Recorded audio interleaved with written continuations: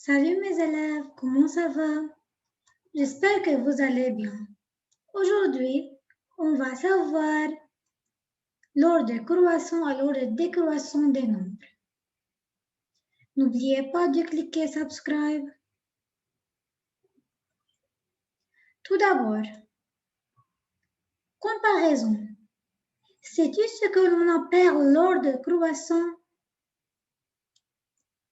L'ordre de croissance, c'est le rangée de nombres de plus petit au plus grand, comme la figure suivante, de plus petit au plus grand.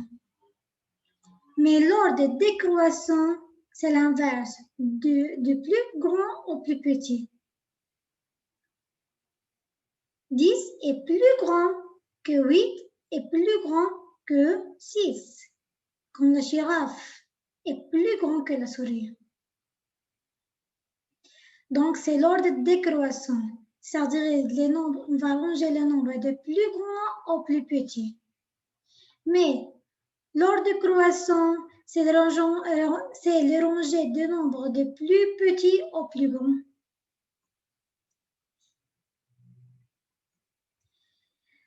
Pour ranger les nombres, on va utiliser la méthode de la comparaison.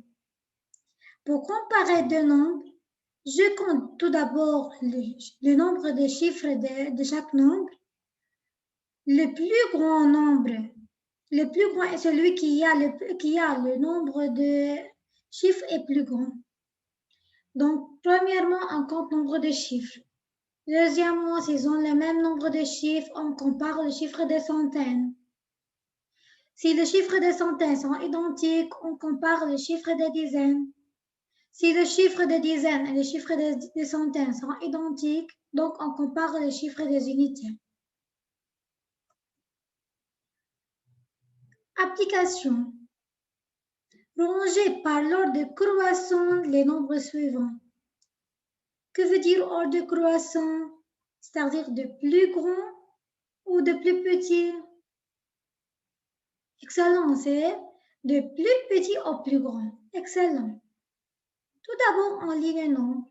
750, 370, 439, 480, 716, 850 et 590. Pour ranger le nombre, premièrement, on utilise la méthode de la comparaison qui est on compte nombre de chiffres. Regardez tous les nombres.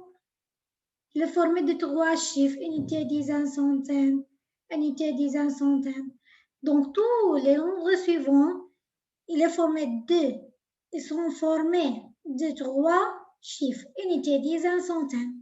Donc, maintenant, on va comparer les chiffres des centaines. Quel est le nombre qui possède le chiffre des centaines le plus petit? 7, 3, 4, 4, 7. 8, 5. C'est 3. Donc, 370. Après 3, c'est 4. Mais regardez, il y a deux nombres dont le chiffre des centaines est 4. Donc, on compare le chiffre des dizaines. 3 et 8, qui est plus petit? C'est 3. Donc, 439.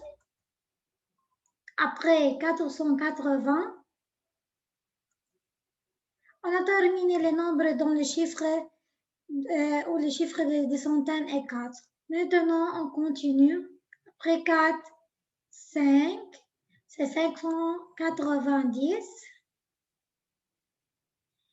Après 5, il y a 6, non, il y a 7. Mais regardez, il y a deux nombres dont le chiffre de centaines est 7. Donc, on compare le chiffre de dizaines.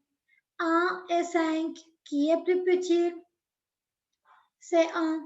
Donc, 716. Après 750 et dernièrement 850.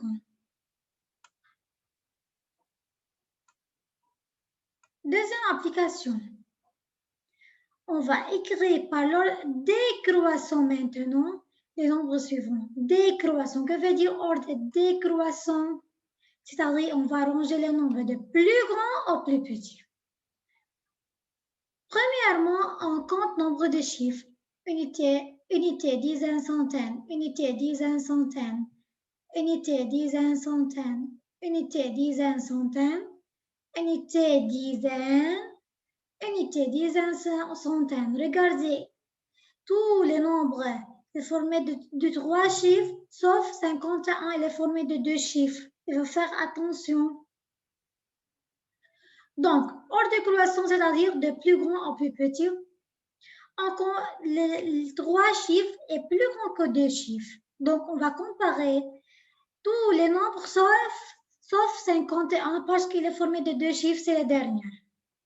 Donc, maintenant, on va comparer les chiffres de centaines. 4, 6, 2, 7, 3. Qui est plus grand? C'est 7.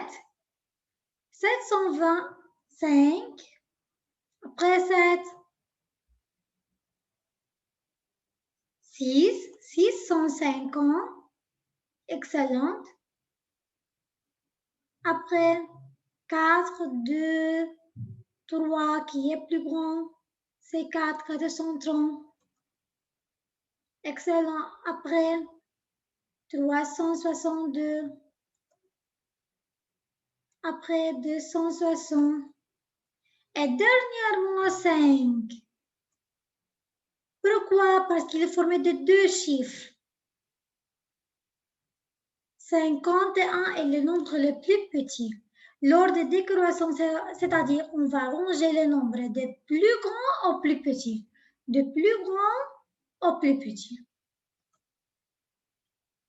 Merci pour votre attention.